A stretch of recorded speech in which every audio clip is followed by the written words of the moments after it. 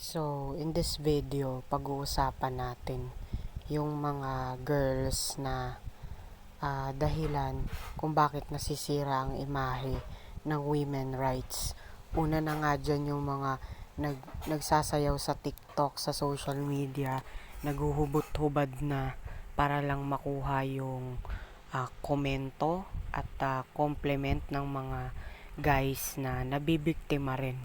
So, ang unang dahilan na rin dyan ay ang kawalan ng edukasyon sa mga kapwang babae na brainwash ng society na kailangan mong maghubad, kailangan mong magpakita ng kuyukot mo dyan sa internet para lang sa isang view or sa mga atensyon na hindi na dapat gamitin.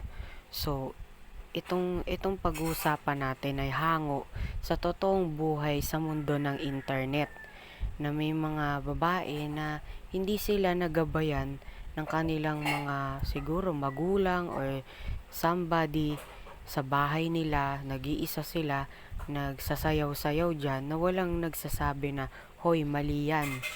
Sinisira mo ang reputasyon mo sa mundo, hindi lang sa isang tao kundi sa iba, pati sa sarili mo. Nirerespeto mo pa ba ang sarili mo? Hindi sila nasabihan ng ganyan. Kaya akala nila okay lang yun. Meron nga makikita mo, lang na bata, maliit na babae, sumasayaw-sayaw na dyan sa TikTok. Kung ibaban na lang yung TikTok sa Pilipinas, sana nga mangyari.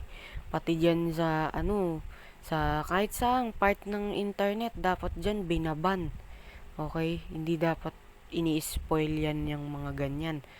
And ang nakakasama pa rito, ginagaya siya ng mga maliliit na bata. Tapos, yun, na nagagawa na rin nila.